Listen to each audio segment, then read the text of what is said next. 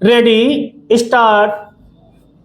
इससे दुर्भाग्यपूर्ण और कुछ नहीं कि जो जम्मू कश्मीर पुलिस अपनी अतिरिक्त सतर्कता के चलते फरीदाबाद के खतरनाक आतंकी मॉड्यूल तक पहुंची। वह उसी विस्फोटक के एक हिस्से में हुए विस्फोट की चपेट में आ गई जिसे उसने बरामद किया था। श्रीनगर के नौगाम थाने में हुए विस्फोट में 9 लोगों ने जान गंवाई।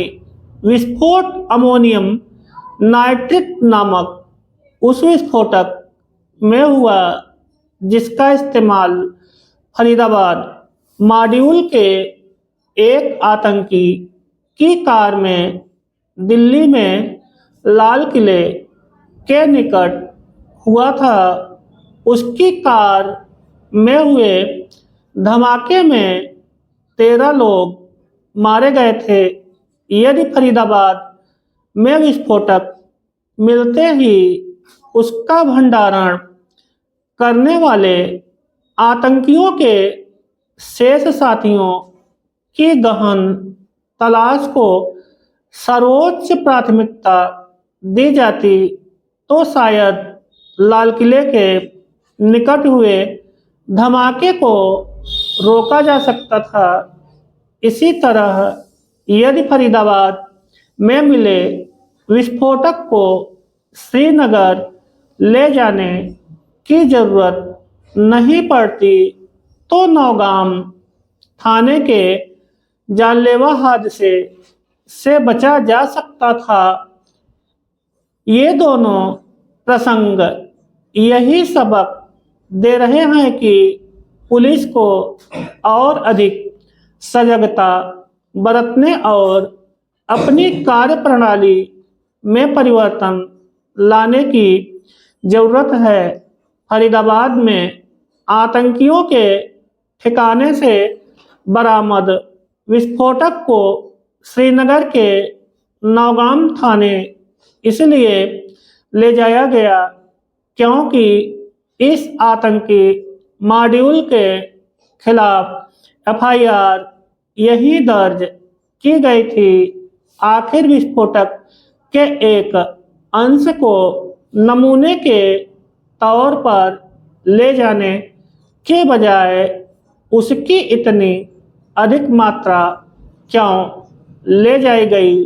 अच्छा हो कि संवेदनशील विस्फोटकों को संबंधित थाने ले जाने की बाध्यता खत्म की जाए। अमोनियम नाइट्रेट बहुत ही संवेदनशील और अस्थिर प्रकृति का विस्फोटक है।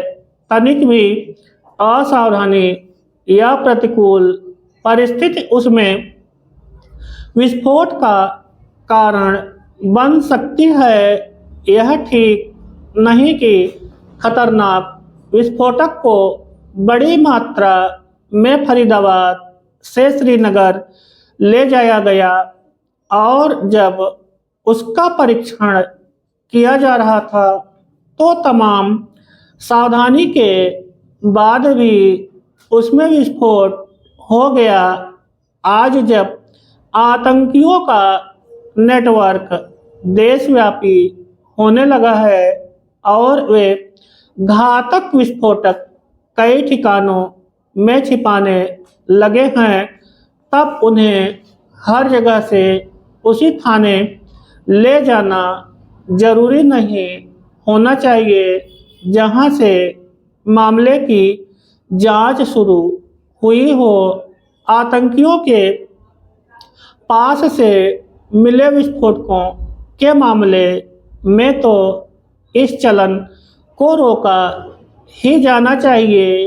अब हर राज्य में आतंकवाद निरोधक दस्ता है, उसे यह सुविधा मिले कि अन्य राज्यों की पुलिस के लिए विस्फोटकों की जांच कर सके। आखिर फरीदाबाद में मिले विस्फोटक की जांच हरियाणा में ही क्यों नहीं हो सकती थी?